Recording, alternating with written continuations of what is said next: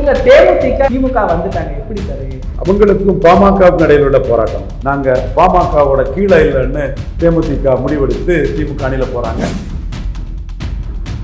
எடப்பாடியும் ராமதாச மதிக்கல, அன்புமணி மதிக்கிறாரு. கால சக்கரம் எப்படி சொல்லலுது ஐயா? டாக்டர் ஐயா, மனச்சாட்சியை தொட்டு பாருங்க ஐயா. நீங்களே பண்ண தவறால திமுக அடி அரசியல் நகர்வு செய்ய முடியாம திணறீங்க. என்டிஏ தேமுதிக தப்பா கணக்கு போட்டாங்க. ஏன்னா அன்னைக்கே சேர்த்திருக்கணும், சேர்த்து 5-6 சீட் வந்திருக்கும், 2ஆம் இடத்துக்கு வந்திருக்கும். ஐயாவுக்கு விஜய் கூட சேரலாம். தேமுதிக இல்ல, பிளவுபட்ட பாமக, ஓபிஎஸ் சசிகலா இல்லாத அமமுக, இதுதான் அமித்ஷா எடப்பாடி சொன்ன அந்த மெகா கூட்டணி. மெகா கூட்டணி எடப்பாடி சொல்லுவாரு. இப்போ அவருக்கு இருக்கக்கூடிய வழி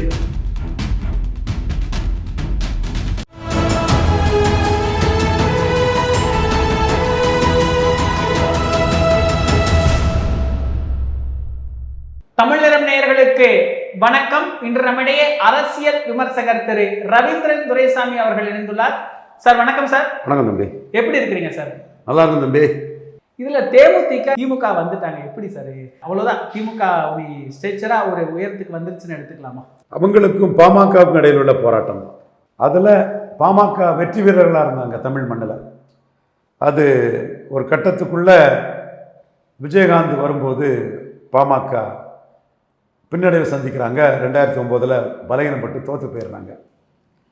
அதுக்கு பிறகு பாமக அன்புமணியை முன்னிறுத்தி வளர்றாங்க. இந்த இடத்துல அன்புமணிக்கு வெயிட்டேஜ் கொடுத்தாகணும். ராமதாஸ் தான் அந்த வெயிட்டேஜை கொடுக்குறாரு, மகங்கிறனால தான் கொடுக்குறாரு. பட் அந்த வெயிட்டேஜை கொடுத்து தான் அந்த ஓட்டை எடுக்கிறாங்க. அந்த ஓட்டை எடுத்த பிறகு 2014 14 சீட்டு தேமுதிக, 8 சீட்டு பாமக. 19 அன்புமணியை முன்னிறுத்தி வாக்கு பலத்தை காட்டினதுனால, தனிச்சு 214 நின்று காட்டினதுனால 7+1 பாமக, 4 சீட்டு தேமுதிக. விழுந்துட்டா தேமுதிக, மேலே இருந்த தேமுதிக கீழே விழுந்துடுச்சா? இது அன்புமணி லீடர்ஷிப்புக்கு ராமதாஸ் எடுத்த 5.5 விழுக்காடு வாக்கு. அதுக்கு தான் இன்னைக்கு எடப்பாடியும் ராமதாச மதிக்கல, அன்புமணி மதிக்கிறாரு. கால சக்கரம் எப்படி சொல்லலுது ஐயா? டாக்டர் ஐயா, மனச்சாட்சியை தொட்டு பாருங்க ஐயா. சரி, ஓகே, கால சக்கரம் சொல்லலுது. நீங்களே பண்ண தவறால நீங்களே இப்போ திக்குமுக்காடி அரசியல் நகர்வு செய்ய முடியாம திணறீங்க. ஆனால் பண்ண தப்பு அன்புமணிக்கு ஒரு ப்ளஸ் ஆயிடுச்சு. இப்போ 2021 10.5 கொடுக்குறீங்க. தேமுதிக நியாயத்தை சொல்றாங்க. ஜாதிவாரி கணக்கெடுப்பு நடத்தாமல் கொடுத்தது தப்பு, எடுத்துக்கிட்டு கூடுதலாக கொடு, பிரச்சனை இல்லை. நியாயத்தை சொல்கிறாங்க. எடப்பாடியில் ஜெயிக்கிறதுக்கு பாமக முக்கியம்னு கலட்டி விட்டுறாரு. பின்னடைவு 2024 பாமக எடுத்த முடிவு பாஜகன்னு. எடப்பாடி கையறு நிலையில் இருக்கிறார். டக்குன்னு தேமுதிகவுக்கு 5 சீட்டு கொடுக்குறாரு. ஆனால் 26க்கு எடப்பாடி பழனிசாமிக்கு எடப்பாடியில் பாமக தான் தேவை. அதுலேயும் அன்புமணி தேவை. அன்புமணியும் சௌமியா அன்புமணியும் எடப்பாடியில் நின்று வன்னியர் எழுச்சியை உருவாக்குனா எடப்பாடிக்கு ஒரு வேளையில் சிக்கலாயிரும். 1000ன்னு சொல்ல வரல, 50,000 ஓட்டுக்கு மேலே லீடு எடுத்து வர நான் கண்ணை மூடிக்கிட்டு தப்பாக சொன்னோம்னா நான் தப்பாக போயிடுவேன். அது 19 8,000 ஓட்டு கீழே எடப்பாடியில் இருந்தவர் இப்போ 50,000 லீடு எடுத்துட்டார். என்றாலும் சான்ஸ் எடுக்க முடியாது. அந்த சக்தி சௌமியா அன்புமணிக்கு தான் இருக்குது. காம்ப்ரமைஸ் பண்ணிக்கிட்டாரு. 19+1ன்னு பாமகவை கையில் எடுத்துட்டார். தேமுதிக பாமகவுக்கு கீழே போய் நிற்க தயாரில்லை. 19+1 அங்கே கிடைக்காது. பார்த்தாங்க, Vikravandi polarisation voting pattern, Erode கிழக்கு ஓட்டிங் பேட்டர்ன், திமுகவிலிருந்து காஸ்ட் கன்சால்டேஷனுக்கு ப்ரோ 1 இயர் நான் 1 year consultation, bro Vellala Gounder நான் வெள்ளாள கவுண்டர் கன்சால்டேஷன். தேமுதிக தேவை. நாயுடு சமூகம், போயர் ஒட்டர் 24 மலை தெலுங்கு செட்டியார் தேவாங்கர் செட்டியார் கன்சால்டேட் ஆவாங்க. நாயுடு ரெட்டி, நாயுடு ஆண்ட பரம்பரை, ரூலிங் கிளாஸ். உண்மை, தமிழ் மண்ணில் அது உண்மை. உண்மையை ரவீந்திரன் துரைசாமி எங்கேயும் எப்போதும் மறைக்க மாட்டான். நம்ம ராமச்சந்திரன் நாயுடு தலைவராக ஏற்றுக்கிட்டு எமர்ஜென்சி எழுத்து நின்றவங்க நம்ம. ஸோ அந்த கம்யூனிட்டியோட பேக்கிங் தெளிவாக அவங்க போடக்கூடிய கணக்கு என்ன? பாமக அணியை தோக்கடிச்சிடலாம், தோக்கடிச்சு பாமகவோட பெரிய சக்தினி வந்துடலாம். இதுதான் கணக்கு. இது காலச்சக்கரம் சுழலுது. ராமதாஸ் அவுட் ஆகிறாரு, அன்புமணி பாமகவை ரெப்ரசன்ட் பண்ணுறாரு. பாமகவை எதிர்த்து எதிரணியில் தேமுதிக நோக்கம் பாமகவை தோக்கடிச்சிட்டோம்னா நாம வளர்ந்துருவோம்னு. அன்புமணி ராமதாஸை வீழ்த்தி அவர் களத்துக்குள்ள நிற்கிறாரு. ரெண்டு பெரும் சக்திகள்.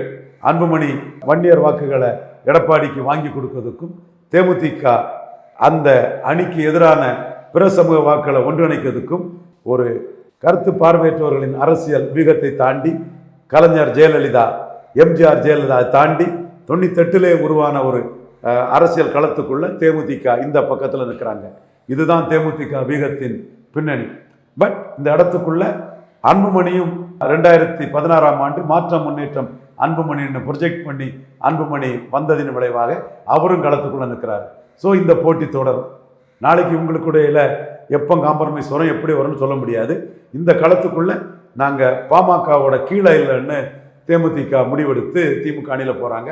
இந்த தேர்தல் முடிவுகள் தேமுதிகவுக்கு ஒரு பூஸ்டாக கூட அமையலாம். இதில் அந்த 2024 நீங்கள் சொல்லியிருந்தீங்க சார், இது என்டிஏ தேமுதிகவை தப்பாக கணக்கு போட்டாங்க. ஏன்னா அன்னைக்கே சேர்த்துருக்கணும், சேர்த்து 5-6 சீட்டு வந்திருக்கும். எடப்பாடியை இன்னும் பலவீனப்படுத்தி இருக்கலாம். 5-6 சீட்டு வந்திருக்கும், 2ஆம் இடத்துக்கு வந்திருக்கும் என்டிஏ. அன்னைக்கு கோட்டை விட்டுட்டாங்க பாஜக. இதில் பத்மபூஷன்லாம் கொடுத்தாங்க, ஆனால் சீட்டை பேசி அணிக்கு கொண்டு வரதுல கோட்டை விட்டுட்டாங்க. இதில் ராமதாஸை அடிக்கிறது, சின்னமாங்கிறது இது எல்லாமே புரிஞ்சுக்க முடியுது. ஆனால் ஒரு சிம்பதி ஓட்டு ராமதாஸுக்கு இல்லைன்னு எடுத்துக்க முடியுமா?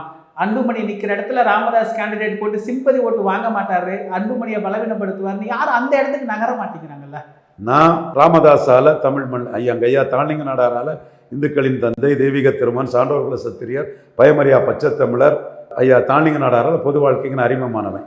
தமிழக அளவில் என்ன பாப்புலர் ஆக்கி விட்டது டாக்டர் ஐயா தான். அவருக்கு நான் நன்றியை தெரிவிச்சுக்கிறேன். ஆனால் எனக்கு அரசியல் பாதிப்பும் நான் செய்த பணிக்கு உரிய ரிவார்டு தராததும் அன்புமணி ராமதாஸ் அல்ல, ராமதாஸ் முடிவு தான். ராமதாஸ் தான் எனக்கு எதிராக தன் மகனை கொண்டு வரதுக்காக ப்ராமிஸ் பண்ண ராஜ்சபாவை எனக்கு தராமல் சதி பண்ணி நான் 98 கட்சியை காப்பாற்றி விட்டதுக்குள்ள ரிவார்டை தராமல் அழுத்தம் கொடுத்து வெளியே அனுப்புகிறார். அப்போ தவறிழைத்தவர் ராமதாஸ் தான். அவரால் தான் பாப்புலர் ஆனோம். நியாயமாக நடக்கலை, நாணயமாக நடக்கலை. கடைசியாக அவர் மகன் விஷயத்திலையும் அவர் மாட்டிக்கிட்டார். மருமக மாமனார் இதோ என்னவோ மாட்டிக்கிட்டு இப்போ விழிக்கிறார். இந்த இடத்துக்குள்ள என்னோட பார்வை ராமதாஸ் செய்த தவறுகள் அவரை சிக்க வச்சுட்டுன்னு தான் நான் பார்க்குறேன். இப்போ எடப்பாடி பழனிசாமி ராமதாஸ் அன்புமணியை தானே மதிச்சிருக்கிறாரு. அப்போ அந்த இடத்துக்குள்ளே முடிவெடுக்க இடத்துல உள்ள ஒருத்தர், தர்மபுரி, சேலம், விழுப்புரம், கள்ளக்குறிச்சி, நாமக்கல், சிதம்பரத்தில் செல்வாக்கான ஒருத்தர் அன்புமணியை தானே மதிக்கிறாரு. அது என்னோட பேச்சு தான் காரணம், நம்மளோட கருத்தியல் தான் காரணம். சௌமியா அன்புமணியும் எடப்பாடிக்கு ஜர்க்கு கொடுக்கலாங்கிறது தான் சேர்த்துக்கிட்டார். ஏனுமே திருமாவளவருக்கு அணியில் பாமக தேவையில்லை, பொருந்தா கூட்டணியாக இருக்கும். சூப்பர் ப்ளவுஸாக பாமக தேவையில்லை. ஸோ பாமக என்ன செய்ய முடியும்? ஐயாவுக்கு விஜய் கூட சேரலாம், அல்லது 10.5 சொல்லி தனிச்சு நிற்கலாம். அதுக்கு அன்னைக்கு இருந்த பூத்தா இளங்கோவன், வாழைச்செல்வன், தாராசிங், சிஆர் பாஸ்கரன், அப்படி ஜெயகுரு நண்பர் மாவீரன் ஜெயகுரு, இந்த மாதிரி ஒரு பயர் ஃப்ரண்ட் ஆட்கள் தனிச்சு நிற்கிறதுக்கு இன்னைக்கு இல்லை. பாமக தனிச்சு நிற்கிறதுக்கு 10.5 சொல்லி தனிச்சு நிற்கிறதுக்கு அந்த ஆட்கள் இல்லை. கொஞ்சம் ஸ்ட்ராங்கான நண்பர் பாலு கூட இவர் கூட அன்புமணிக்கு பெரிய அசட்டாக இருக்கிறாப்புல. சௌமியா அன்புமணி ஒரு பொலிட்டிக்கலாக பெண்களால் அக்செப்ட் பண்ணக்கூடிய ஒரு லீடராக வராங்க. ஐயா வந்தவாசி கிருஷ்ணசாமிக்கு மகா பார்த்தேன், ஒரு தங்கர்பச்சான இல்லை திருமணத்தில் பார்த்தேன். ரொம்ப பெருந்தன்மையாட்டும் தன்மையாட்டும் நடந்த மனிதர் ஐயா வந்தவாசி கிருஷ்ணசாமி. ராமதாஸ் பிடிவாதம் பிடிக்கிறாருங்கிற ஒரு கருத்தை ஐயா சொன்னார். எனிவே இந்த களத்துக்குள்ளே ராமதாஸ் நிலைமை நோ டேக்கர்ஸ். ஒரு காலத்தில் ஐயான்னு புரட்சி தலைவியும் முத்தமிழ அறிஞரும் காலில் விழாத அளவுக்கு இருந்த டாக்டர் ராமதாஸுக்கு இன்னைக்கு கடைவிரித்தேன் கொள்வார் இல்லை. இன்னைக்கு அவருக்குள்ள வாய்ப்புங்கிறது இன்னொரு கடைவிரித்தேன் கொள்வார் இல்லை, விஜய் கூட தான் சேரணும். பார்ப்போம் எப்படி வருதுன்னு. இப்போ இந்த கூட்டணி அப்படிங்கும்போது ராமதாஸ் சிம்பதி, அடுத்துனா சசிகலா சிம்பதி. சசிகலாவுக்கு ஒரு சிம்பதி ஓட்டு, அவங்களும் கேண்டிடேட் போட்டு ஒரு பலவீனப்படுத்துவாங்க தானே அதிமுகவை. அப்படி வாய்ப்பு இருக்குல்ல சார்? ஸ்டேச்சரில் இருந்தவங்க, ஒரு இடத்துல இருந்தாங்க, ஜெயலலிதாவின் உயிர் தோழி, முக்குலத்துறை எம்பவர் பண்ணவங்க. என்றைக்கும் அவங்கள நான் தரக்குறைவான வார்த்தைகளை பேசினதில்லை, ஐயாவையும் நான் தரக்குறைவான வார்த்தைகளை பேசினது கிடையாது. மனித நீதிக்கு மனித நீதிங்கிறத தாண்டி போகக்கூடிய தன்மை எனக்கு கிடையாது. எங்கள் ஐயா எனக்கு தாளிங்க நாடார் படித்த பாடமும் அதுதான். அந்த வகையில் நம்ம சசிகலா அம்மையாரோட மெரிட்ஸை இன்னைக்கு சொல்ல வேண்டிய நிலைமையில் இருக்கிறோம். உயரிய இடம். ஜெயலலிதாவுக்கு உயிர் தோழி, முக்குலத்தோர் எம்பவர் பண்ணவங்க, ஒரு சிம்பதி இருக்குது. முக்குலத்தோர் முஸ்லீம் பறையர்கள் மத்தியில் அவங்களுக்கு இன்னும் ஒரு ட்ராக்ஷன் இருக்குது, மறக்க முடியாது. பட்டு அதை அவங்களால சேனலைஸ் பண்ணிட முடியுமான்னா அது பெரிய கேள்விக்குறி. தினகரனுக்கு கூட அமைப்பு பலம் இருக்குது. லீடர்ஷிப்பு மாறி மாறி பேசுனதில் விழுந்துட்டாலும் கூட அமைப்பு பலம் இருக்குது. சசிகலா அம்மையாருக்கு அந்த அமைப்பு பலம் இல்லை. பட் ஸ்டாச்சர் இருக்குது, கம்யூனிட்டிக்குள்ளே சிம்பதி இருக்குது. இதான் உண்மை நிலைமை.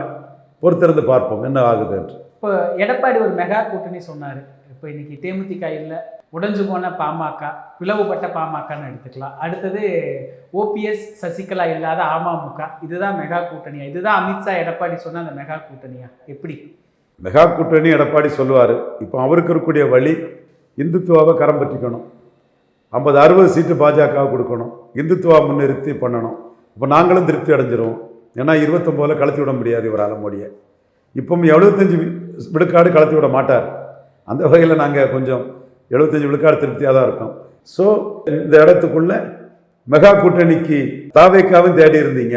மோடி தாவேக்கா கூட்டணின்னா நடக்கிறதே வேற என்ன அடிச்சு நொறுக்கிட்டாரு.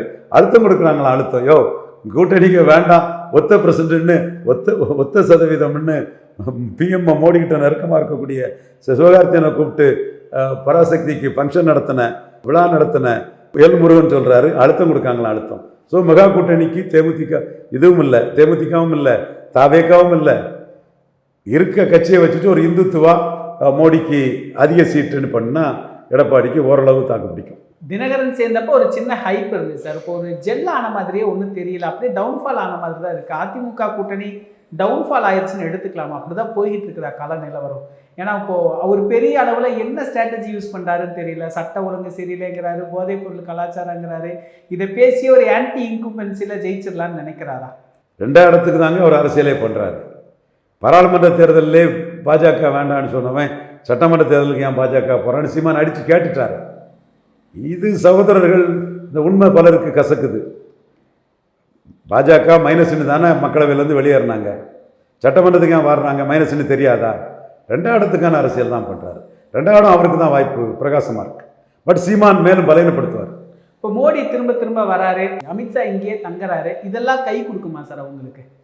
ஓரளவு அதிக சீட்டு வாங்கினா பாஜக இங்கே ஒரு சக்தியாக மாறிடும். இன்றைக்கி பாஜக மோடி கிடச்சிருக்க பெரிய இது ஸ்டாலினால், சிதம்பரத்தால், இவர் செல்வ பெருந்தகையால், ராகுல் காந்தி வெட்டு செல்லாத நோட்டு 92% ஓட்டுக்கு மேலே ராகுலுக்கு இல்லைன்னு 17 காங்கிரஸ் எம்எல்ஏக்கள், 7-8 காங்கிரஸ் எம்பிக்கள், சிதம்பரம், கார்த்திக் சோதரம் போன்றவங்கலாம் ராகுலுக்கு அளவு உயரம் இவ்வளவு தானே ஆகிட்டாங்க.